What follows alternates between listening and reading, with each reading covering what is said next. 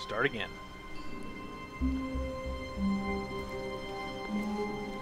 Let's do this. Turn off the computers. Wait, I didn't get the narration. Is it still going from last time?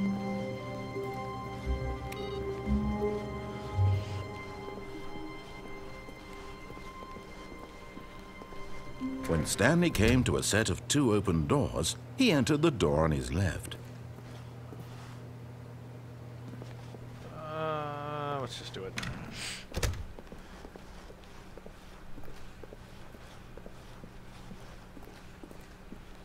Yet there was not a single person here either. Yeah, no person. Feeling a wave of disbelief, Stanley decided to go up to his boss's office, hoping he might find an answer there. He didn't want me entering the broom closet. That is fucking hilarious. Coming to a staircase, Stanley walked upstairs to his boss's office.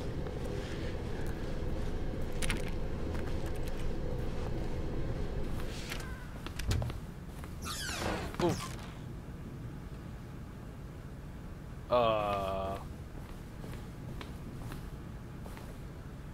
Business strategy. Indoors monthly shapes.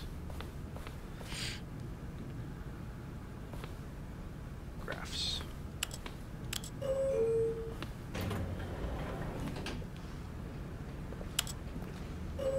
Let's go up.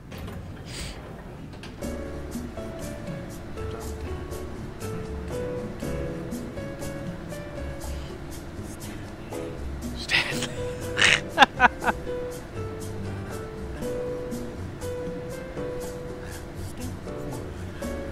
Is that the narrator?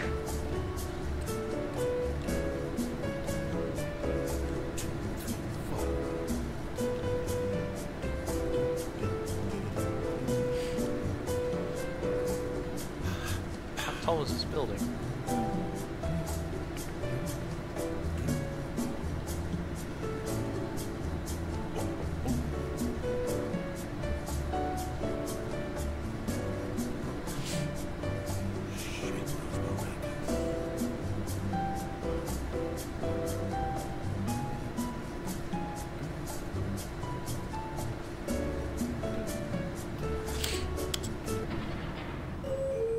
Okay. What?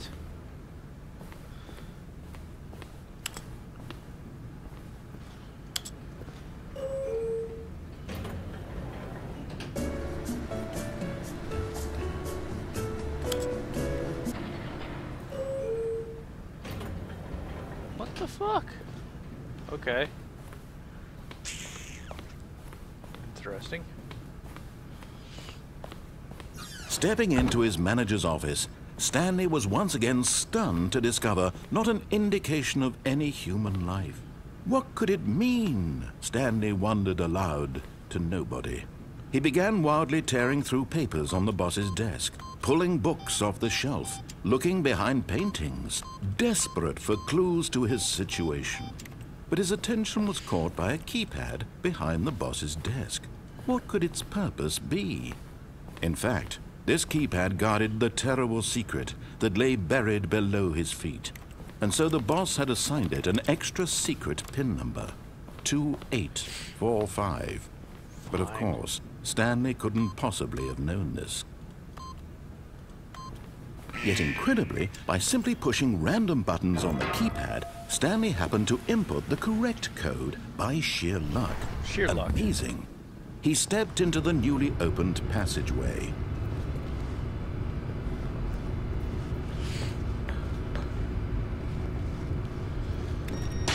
Red button again.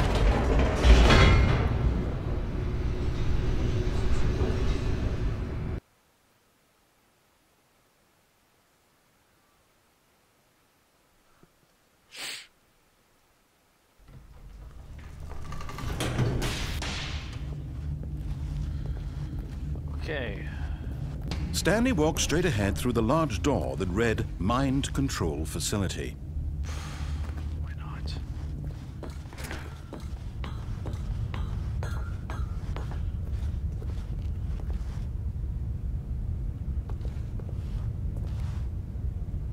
Button. The lights rose on an enormous room packed with television screens. What horrible secret did this place hold? Stanley thought to himself. Did he have the strength to find out?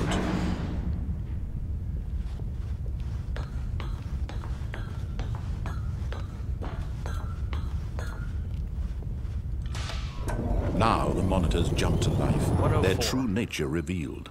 Each bore the number of an employee in the building, Stanley's co-workers.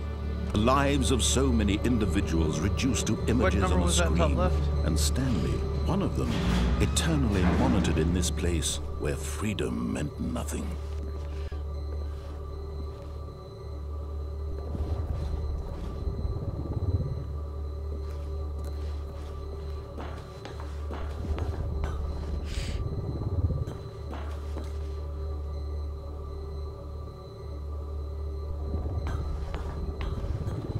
Read that one over there.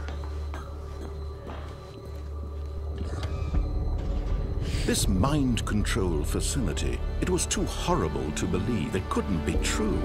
Had Stanley really been under someone's control all this time?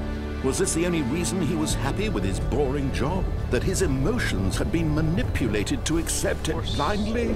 27, wasn't it? Right there. Yep, that's my office. No, he refused to believe it. He couldn't accept it. His own life in someone else's control? Never! It was unthinkable. Wasn't it? Was it even possible? Had he truly spent his entire life utterly blind to the world? But here was the proof. The heart of the operation. Controls labeled with emotions. Happy, or sad, or content. Walking, eating, working, all of it monitored and commanded from this very place. And as the cold reality of his past began to sink in, Stanley decided that this machinery would never again exert its terrible power over another human life. For he would dismantle the controls once and for all.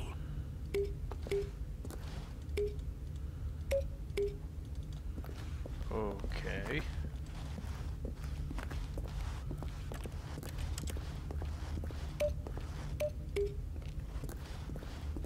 Beep, beep, beep, boop, boop.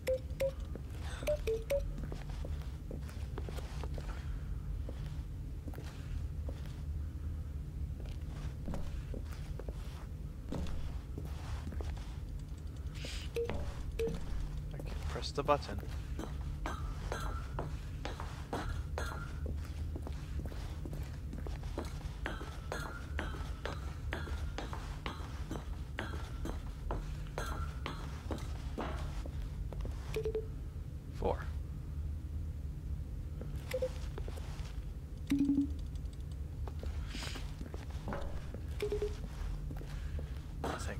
Nothing.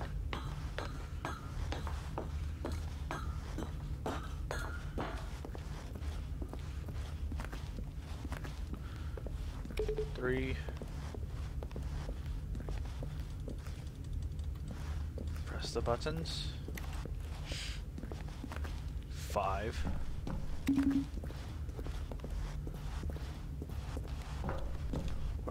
Where's the other buttons then? 3, 4, 5. Oh, 1, 2.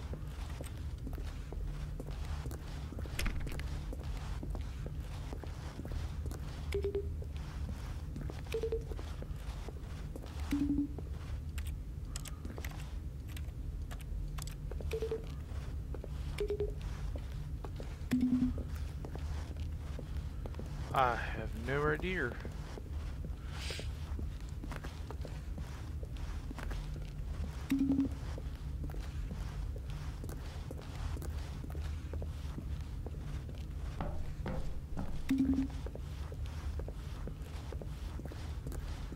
Okay, it's just idle, waiting input.